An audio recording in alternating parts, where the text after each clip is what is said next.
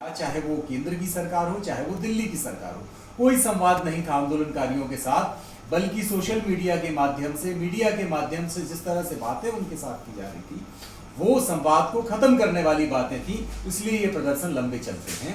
तो सरकार की ये बहुत महत्वपूर्ण जिम्मेवारी है कि वो आंदोलनकारियों से बात करे, आंदोलन का समाधान का रास्ता निकाले, जहां तक संभव हो लोकतंत्र में असहमति की आवाज को स्थान दे। क्योंकि ये जिम्मेवारी, अगर सरकार के पास ये जिम्मेवारी दी किसने?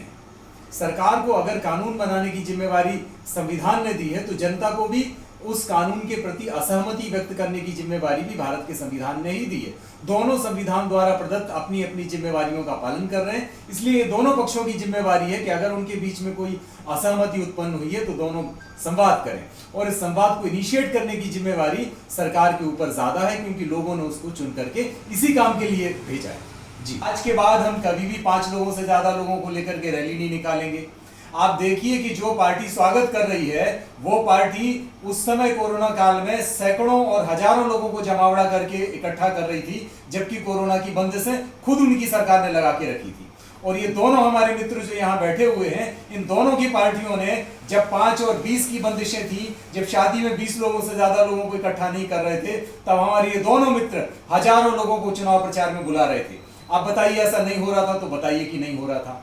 तो आप अगर दोनों पार्टियां ये प्रस्ताव पारित करके करें, हाँ सुप्रीम कोर्ट का फैसला बहुत अच्छा है, आज के बाद से हम किसी पॉलिटिकल कॉज के लिए 100 लोगों को सड़क पर इकट्ठा नहीं करेंगे, सड़क का राजनीतिक इस्तेमाल नहीं करेंगे, हम सरकार द्वारा दी हुई जगह पर ही प्रदर्शन करेंगे, तो ये फैसला बहुत दूर की कौड़ी साबित होगा। लेकिन हम जानते हैं कि ऐसा होने वाला नहीं है।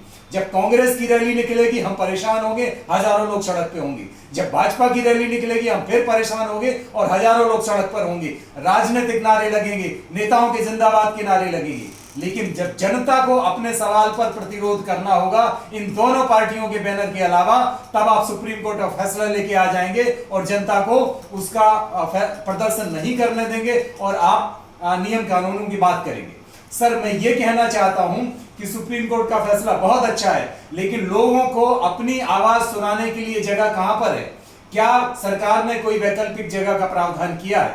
पहले आप देखिए, भोपाल में 3 शेड पर लोगों को अपना सभा करने की इजाजत होती थी। लोग आते थे मध्य प्रदेश के दूरस्थ अंचलों से, कहीं कोई विस्थापित हो रहा है, कहीं कोई किसान की जमीन छीनी जा रही है, कहीं किसी और वजह से लोग आते थे, भोपाल में प्रदर्शन करते थे, मुख्यमंत्री उनसे मिलने आते थे, उनकी बात सुनते थे। मानी जाएगी या मानी जाएगी महत्वपूर्ण नहीं है, महत्वपूर्ण यह है कि रीवा का किसान भोपाल में आके प्रदर्शन कर सकता है कि नहीं कर सकता। आज वो जगह नहीं है, आज वो स्पेस नहीं है, और स्पेस नहीं है तो लोग अपनी जगह बनाते हैं। लोगों ने बना लिया जगह, और आप कह रहे हैं कि वो गलत है और ये है। आप शहर के बाहर विरोध के लिए स्पेस दे करके उसको डाइल्यूट करते हैं। दूसरी बात मैं ये कहता हूं कि जब शांतिपूर्ण आंदोलन होते हैं, हमने देखा है 35 साल से शांतिपूर्ण आंदोलन का इतिहास, नर्मदा बचाओ आंदोलन का, सरकार क्या तवज्जो देती है? तो शांतिपूर्ण आंदोलनों को सरकार बहुत तवज्जो नहीं देती, इसलिए जो एलियनेशन में लोग जो छोटे छोटे समूह प्रदर्शन करते हैं, कई बार वो उग्र हो जाते हैं। हम बिल्कुल इस उग्रता के समर्थन में नहीं है। हम ये कहते हैं कि आंदोलन को हमेशा संविधान के दायरे में और शांतिपूर्ण होना चाहिए। लेकिन ये भी देखिए कि जब ये हो रहा था, जिसको लेकर के सुप्रीम कोर्ट की टिप्पणी आई है, तो हमने देखा तो 2 लोग, एक यूनिवर्सिटी में बंदूक लेके चला जाता है, दूसरा शाहीन बाग में ही बंदूक लेके चला जाता है, उन पर हमने कोई बात कर रहे हैं क्या?